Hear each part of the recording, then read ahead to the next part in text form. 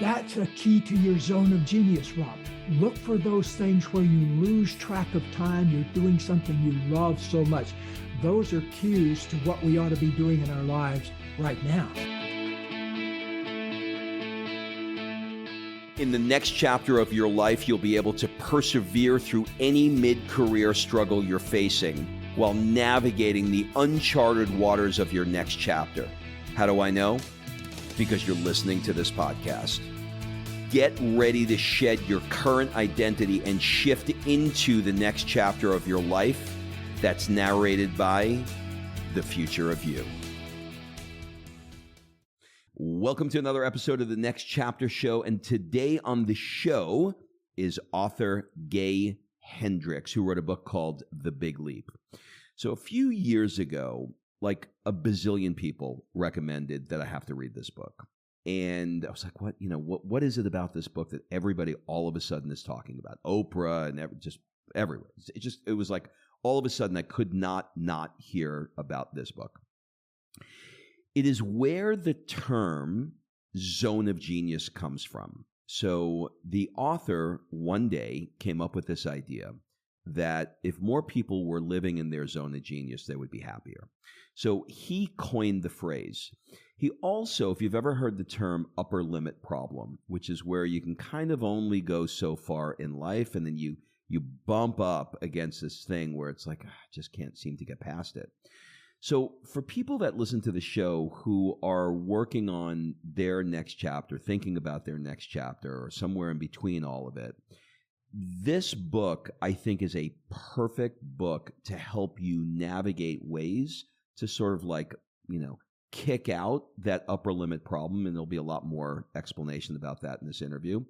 But also really think about what your zone of genius is. And one of the things I pushed him on is, what if you're really good at something? What if your zone of genius, like mine was to be a chiropractor, or somebody else listening maybe to be a lawyer? They're just really good at it, but they don't want to do it anymore. They're just not interested in it. And we went in that area in depth. So if you are looking for a next chapter in your life, this is going to be a really, really good episode for you. I'll tell you right now, get the book, The Big Leap, because it's a great book. All right, without further ado, here is Gay Hendricks.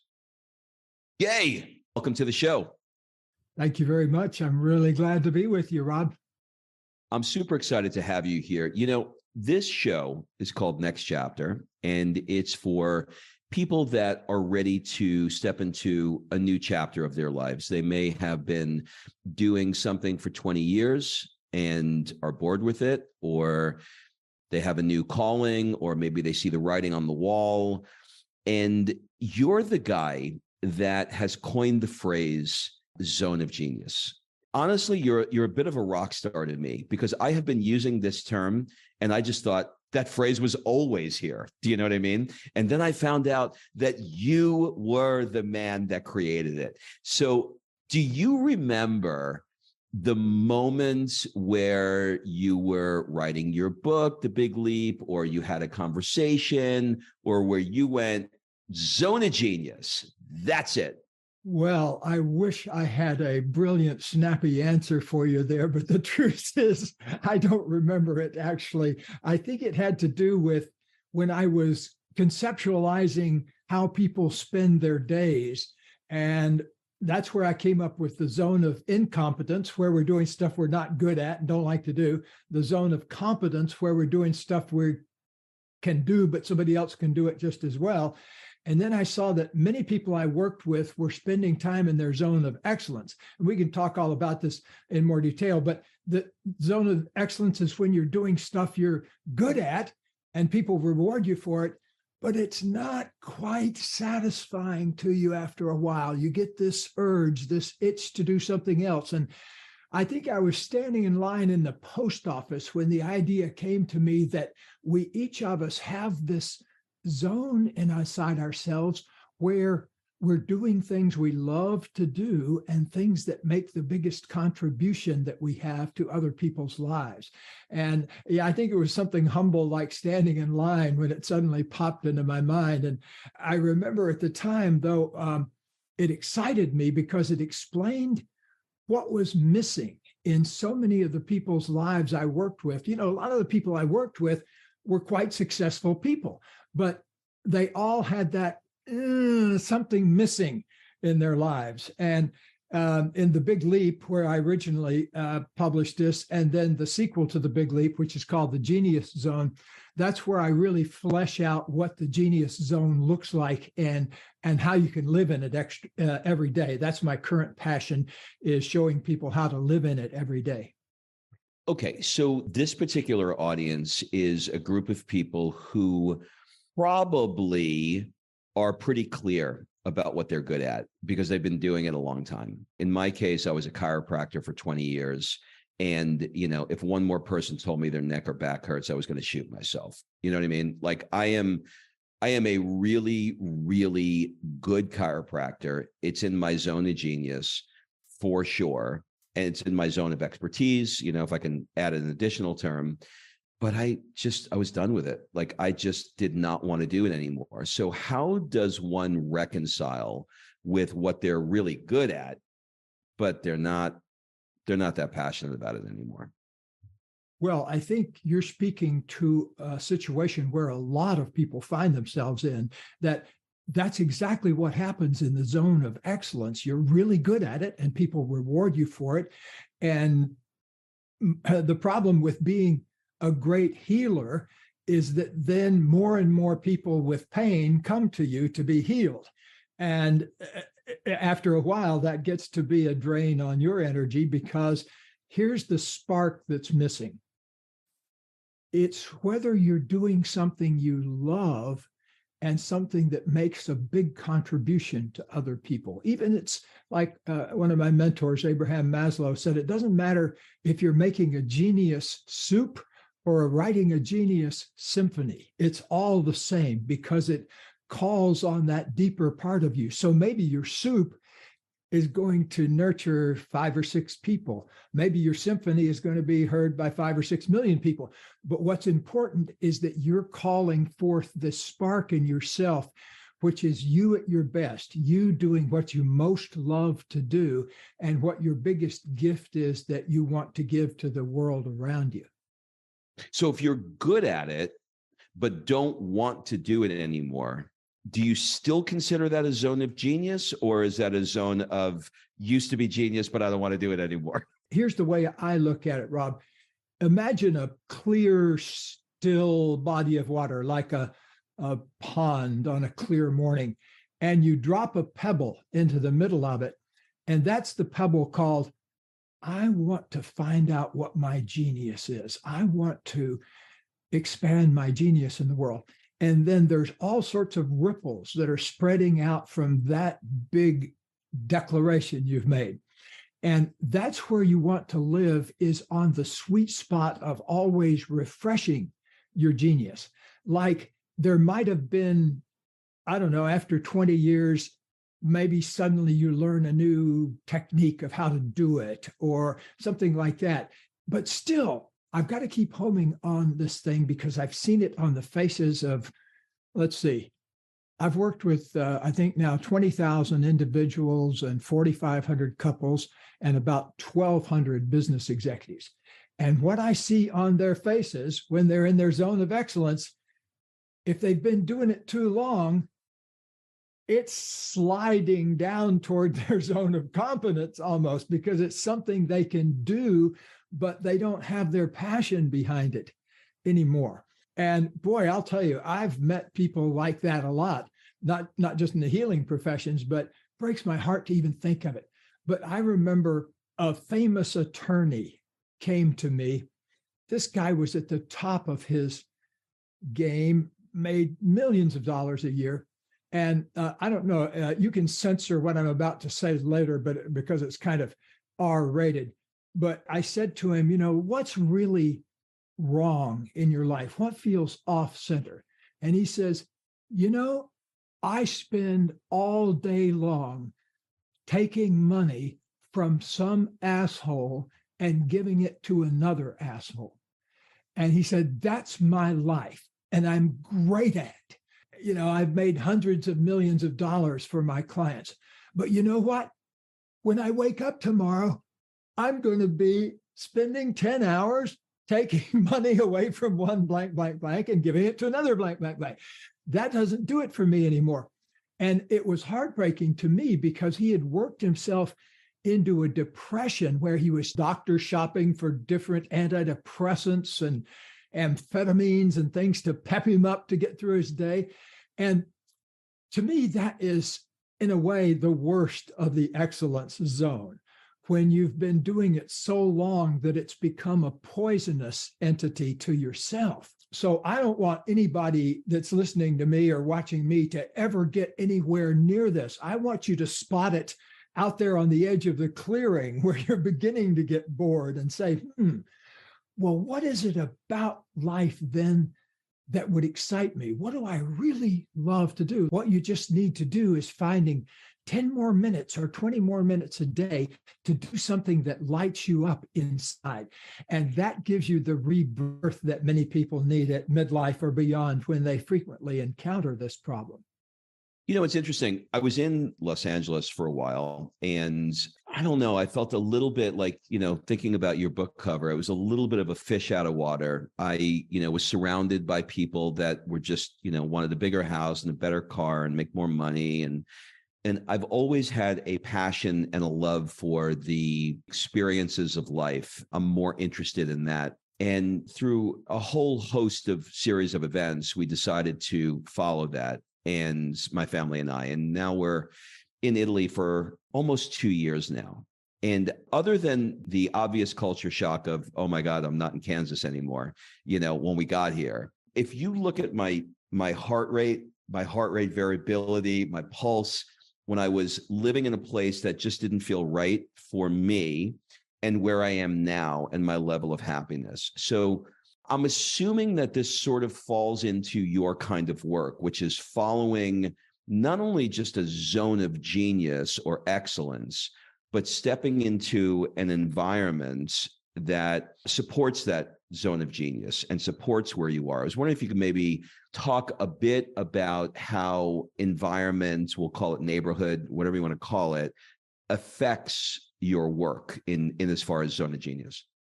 Well, in one way, it has a profound effect on it, but I would go about the genius part first, because if you are deeply committed to living in your genius zone, you start accumulating more and more experiences that support that.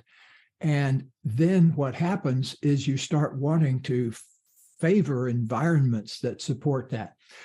But the spark, I think, needs to be nurtured first and then let the environment grow out of that. Like when I first wrote my first book, Learning to Love Yourself, in 1980, well, it was actually not my first book. It was my first book where I was coming from my heart. Before then, I had written textbooks and things like that. And I finally worked up the courage to write a book that was just purely from what I wanted to speak to people about, what I'd found useful in my practice, in my life. And so I wrote the book, Learning to Love Yourself. And I made my own desk. I went outside and I found 6 concrete blocks. And so I put 3 concrete blocks on one side and 3 on the other. And then I found an old door that was out back in the wood pile. And I put the old door on those 2 stacks of concrete blocks. And I wrote that book on the legal pads that I bought, and the 5 for $1 ones that have the blue cap on them. Well, I always had blue ink all over me because I just used those pens all day long. But the spark was there because it was what I wanted to say from my heart. And, after I wrote a couple of books that got on Oprah and things like that, I was able to change my environment substantially.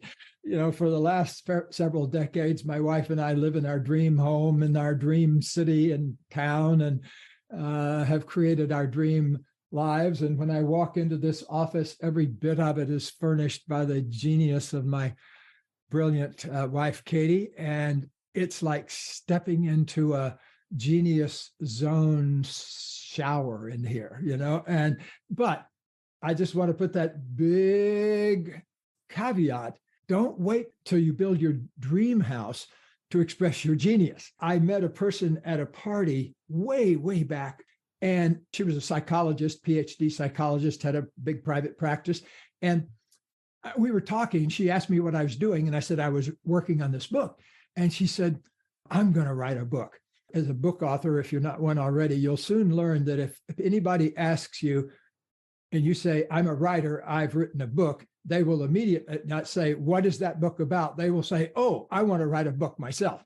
And I've even had cabbies say that on the way to a television interview. They'll say, what are you going to talk on TV about this morning, Dr. Hendricks? And I say, well, I'm going to talk about my book, Conscious Loving. And the cabbie will never say, oh, what is that? That's a cool idea. They'll say, I ought to write a book, And so my book is about the essential things of life, no matter whether it's learning to love yourself or the big leap, because I made a conscious choice back in my 30s that, first of all, I wanted to create a job I would never, ever want to retire from.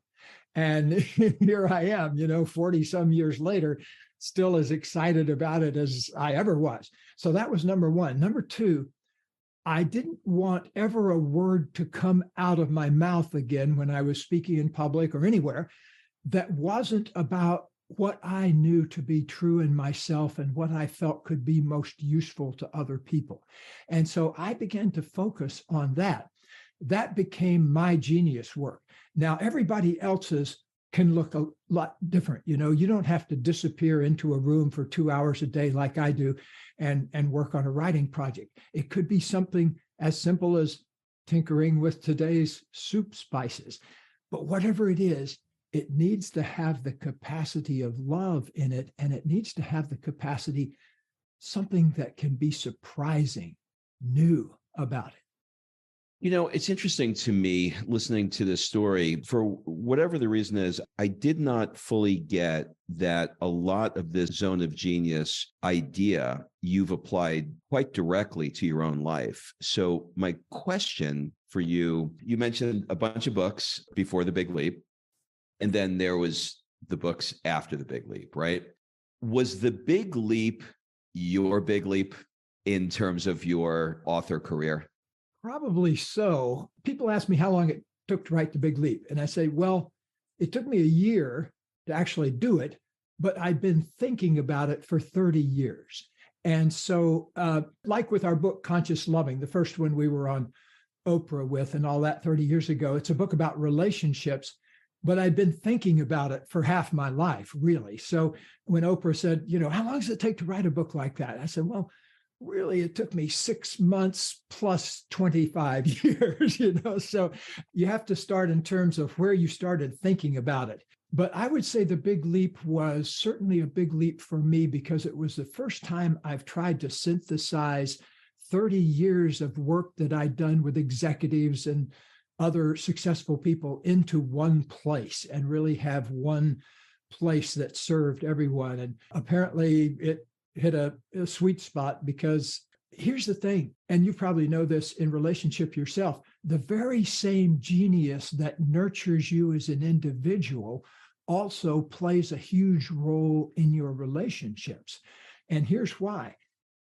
Anybody that's not working on expressing and bringing forth their genius has a little bit of grit inside them because of that. And that grit often comes out in the form of relationship criticisms or arguments, because if human beings are feeling that little grit down inside ourselves, that constant irritant that's there to remind us that we need to jump into our genius zone, well, that comes out in all sorts of ways. It can even affect your health. And, I've seen people turn their lives around health-wise by getting dedicated to their genius zone and started writing that book or composing that symphony or moving to Florence or whatever called you to do that.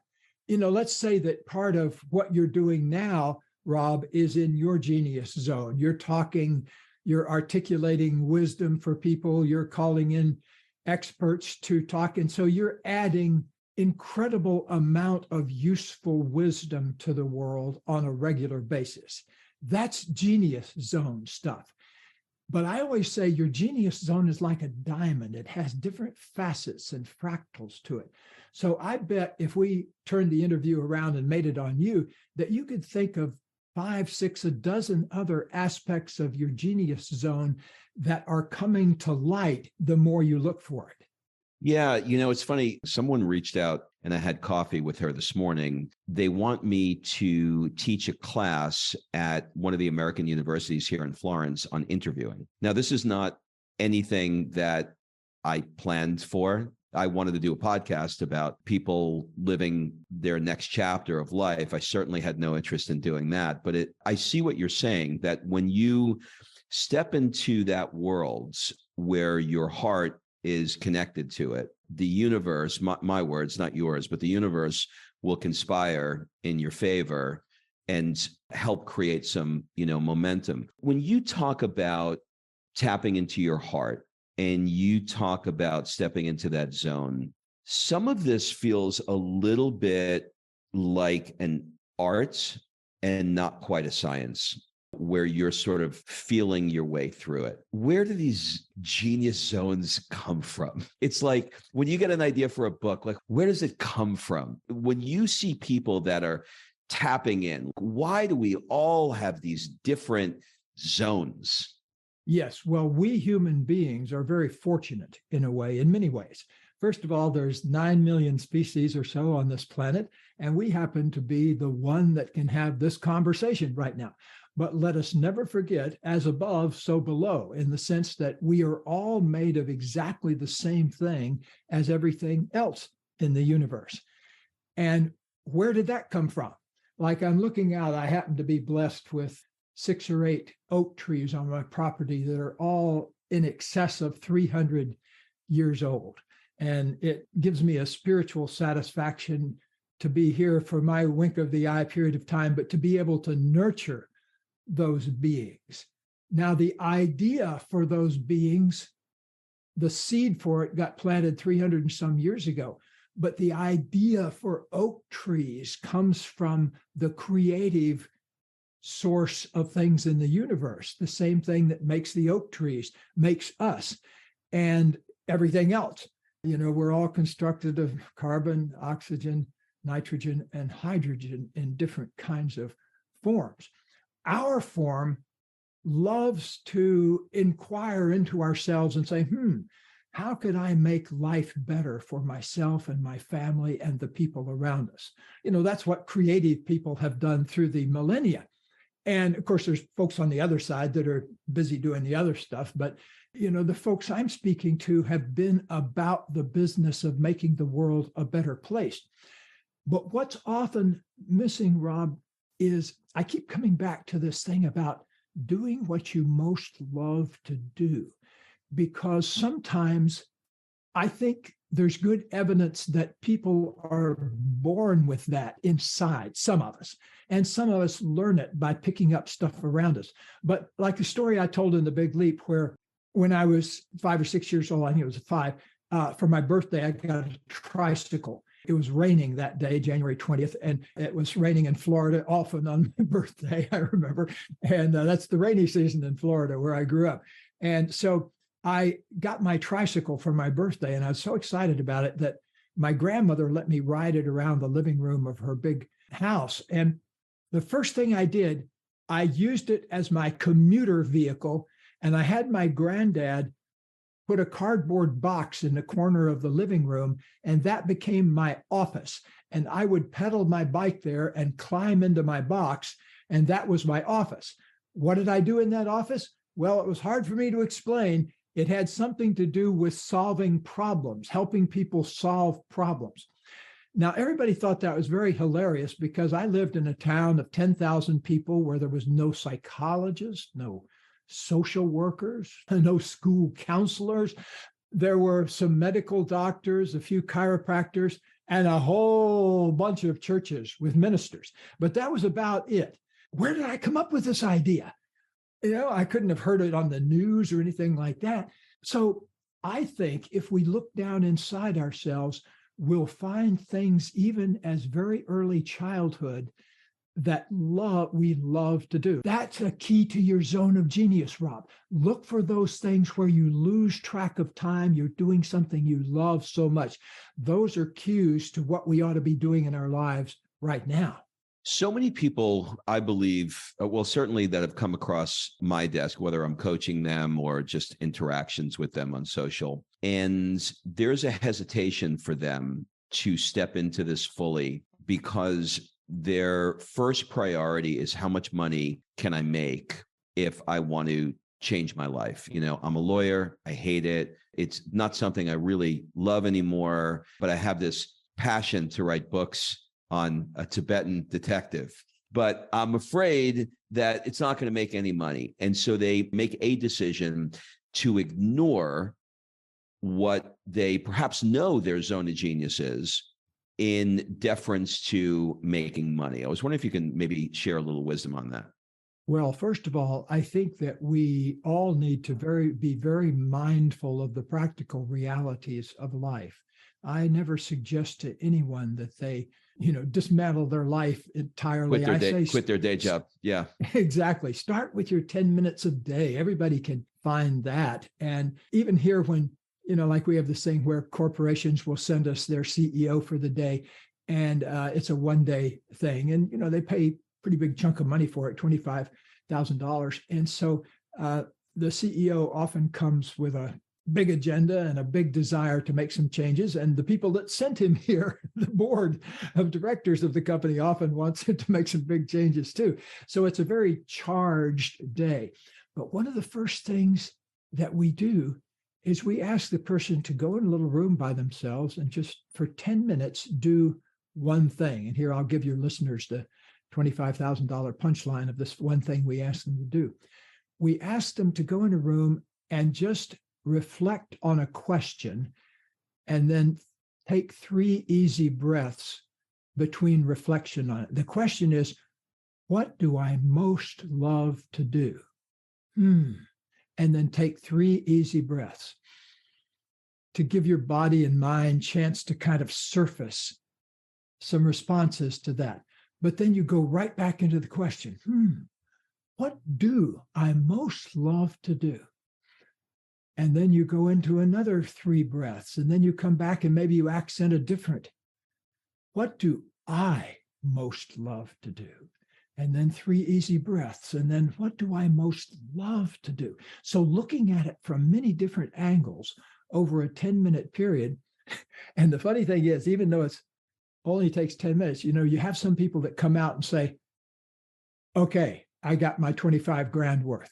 That was it. I've never thought about that in my entire 59 years or whatever. And so that to me is a great example of a big leap. And a good thing to know is they don't have to take all day.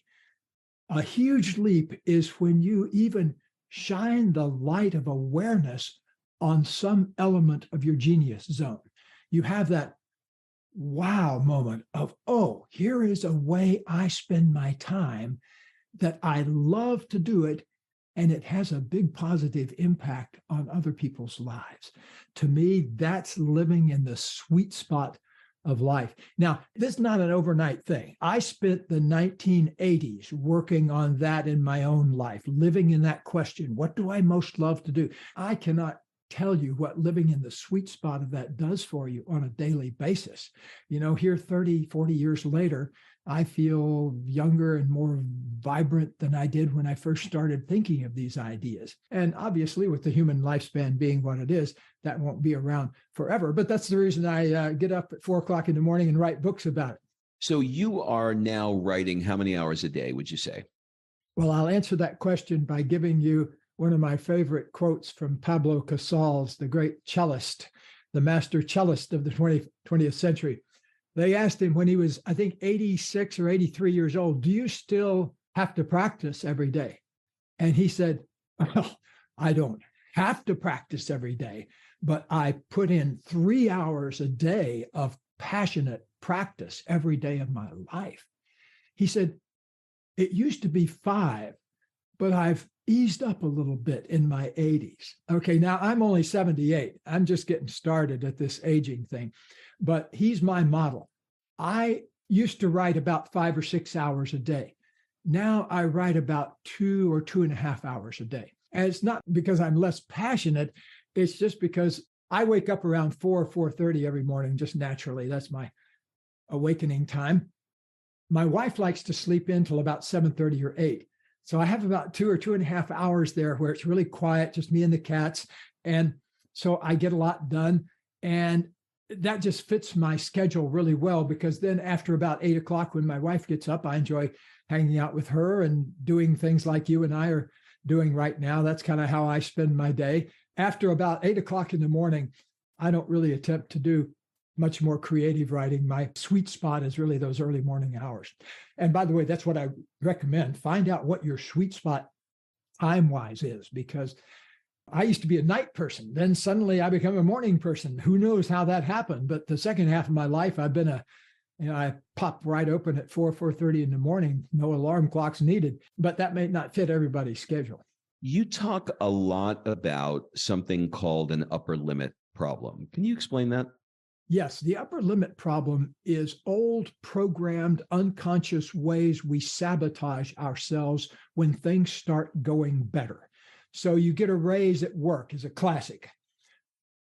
I bet of the 1,200 executives I've worked with, probably half of them have done something like this. They have a huge win at work, a big raise, big promotion, or like I'm thinking of one of my clients who unveiled his $350,000 high-tech machine, to be then sold by the company. So that's a big moment.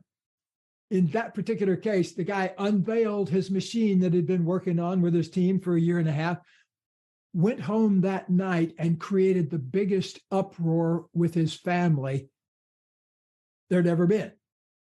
Why does that happen? How do you go from that big win to a big uproar? Well, the reason is that because in early childhood, most of us pick up limiting beliefs like, I don't deserve to be completely successful, or because I've been a bad person, I can't enjoy the good things of life, or, oh, I don't want to get successful because that'll just mean I'm burdened like my dad is and is always complaining about being tired and never had any time to spend any time with us. I don't want to be, so those limiting beliefs get into our system early.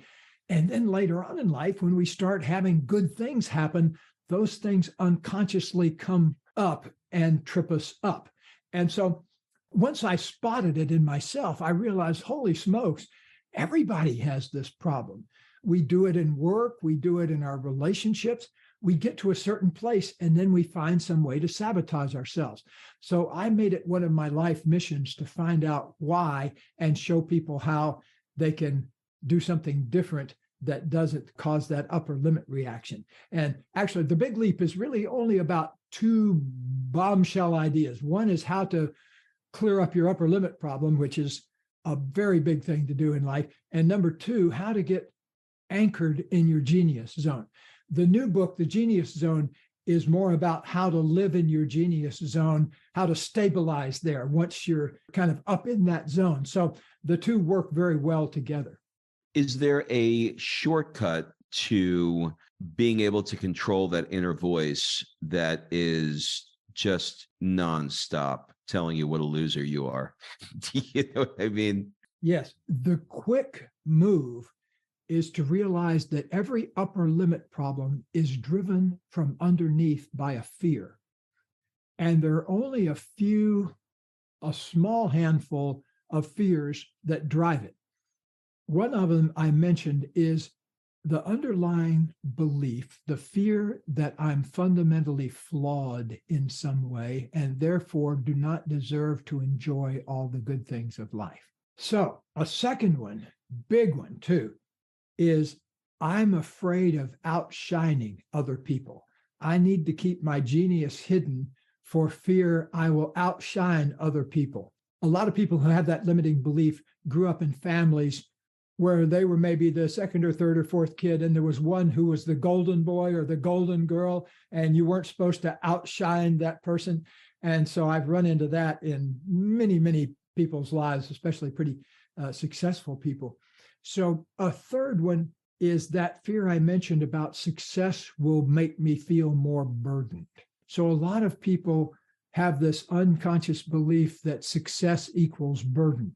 It doesn't have to, but you've seen examples probably, like lottery winners. I did a study of lottery winners when I was writing The Big Leap. And one of them said, I won $7 million, but it was the 7 million worst things that ever happened to me in my life.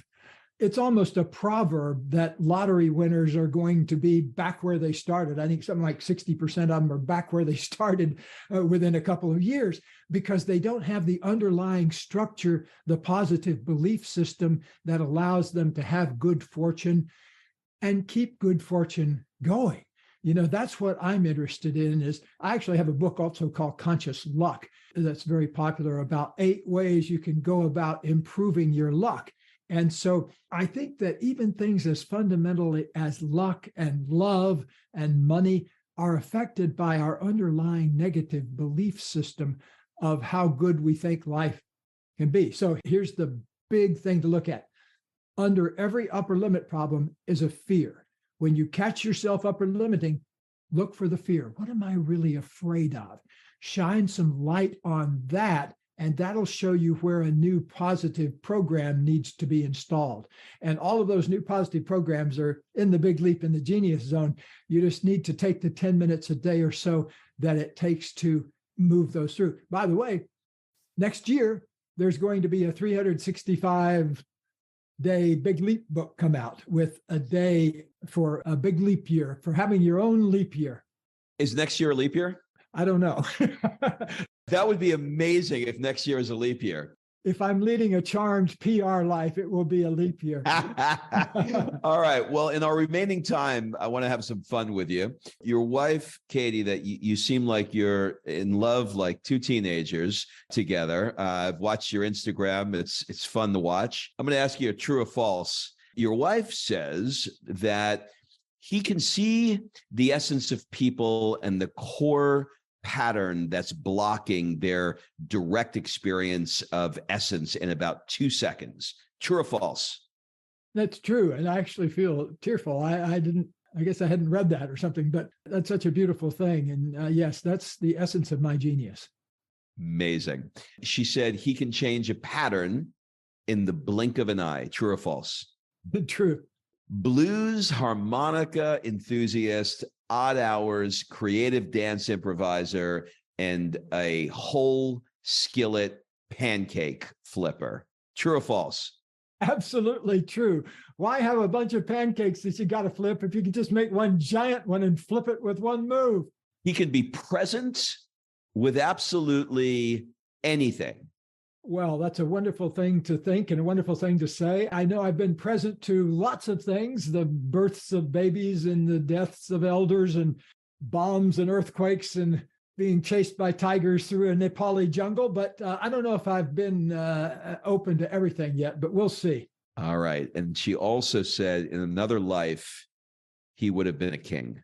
Well, that's so generous of her to say that. Well, in another life, she would definitely be a queen. And so I agree with that.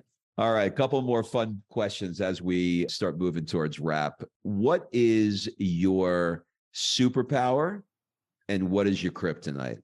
Well, first of all, I need to tell you that I was a Captain Marvel fan, not a Superman fan, when I was growing up reading comic books, for the simple reason that I said, Captain Marvel doesn't need to fly, people.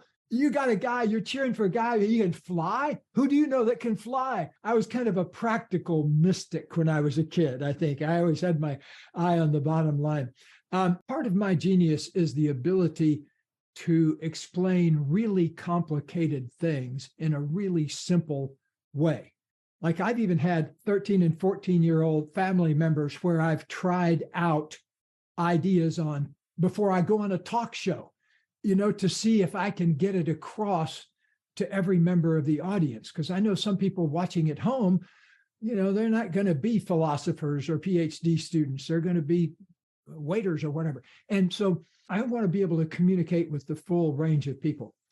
I would say my kryptonite is when I run across folks that are so toxified with their beliefs, their negative beliefs, that they don't have any room for one new positive idea. I think that the thing that costs me sleep at night is when I see people going out of their way sort of to be deliberately obtuse or deliberately stupid or deliberately attached to an idea that's hurtful to other people. That's the kind of thing that tends to give me when I wake up in the middle of the night, I find myself thinking about that. What do people often get wrong about you or your work? I have no idea. I am absolutely not interested in that. That's great. That's a great answer. Somebody read me something on Wikipedia a while back, that just made me howl with laughter. I forget what it was even right now. But to me, I don't really have time to think about that kind of thing because I am so interested in serving up my genius every day. And if I do that, I feel great, I look great, I love great, I work great, and that's where I keep my attention. And I love the fact that a few million people have read The Big Leap. I love the fact that Oprah turned on 10 million people to conscious loving. That just thrills me. But on the other hand, I actually never put a split-second thought into that kind of stuff. That's somebody else's job. I give the book to the publisher hires the public relations staff. They put me on talk shows. I come on and I talk about my genius. That's what I'm interested in. The rest of the stuff is just fluff. Well, I have to say, you are really a product of the product. You're probably an author who I've interviewed who most embodies their message more than anybody else. And that is beautiful. The level of success you have had and are having makes perfect sense to me because you embody this. You live this stuff for a living. So we'll change it up a little bit in our remaining 2 minutes here. What one question would you like to ask me? What are some other facets of your genius zone besides podcasts, Rob? Because I have such a passion for what Italy does to people, it changes you when you're here. There's something in the air. We are stepping into that feeling, and we're inviting listeners to our first ever event in Tuscany. And we're going to be doing 5 days with listeners doing the city and then going out into the country, like we were talking about Fiesole a little bit earlier. We're going to start in that area. And then we're going to go as far as Cinque Terre into the coast. Because really what I have a heart for is I love interviewing. That definitely is in my zone of genius. I'm as curious as two cats. And I absolutely love this country, this adopted country that I'm in. And I want people to feel it. So stepping into that is just so effortless and easy for me that I could, literally talk about gelato like we started the show with all day long. It's a passion. So I would say that. Oh, that's really good. Well, this is bringing back so many happy memories of Florence for me. Folks, if you haven't been there, it's vibrationally one of the most beautiful places on earth. It's physically one of the most beautiful places on earth. And you cannot get a bad meal in Tuscany. It is not possible. This has been so wonderful. Do you have any final words, suggestions, or an ask for people that are listening? I ask that you take a few moments today and tune into what you most love to do and what brings you the greatest satisfaction, and do a little bit of that more every day. If you can get in the habit of doing a little bit more of that every day, pretty soon genius takes over your life like it did with mine, and you can have 20 or 30 straight years of living in your zone of genius. Amazing. Gay, thank you for taking the time. Thank you, Rob. Become part of my inner circle and unlock uncensored, deeper, more personal content that will help you design your dream life and effortlessly navigate your next chapter. Click the Patreon link below for instant access to our premium community and get exclusive content and monthly live workshops and coaching.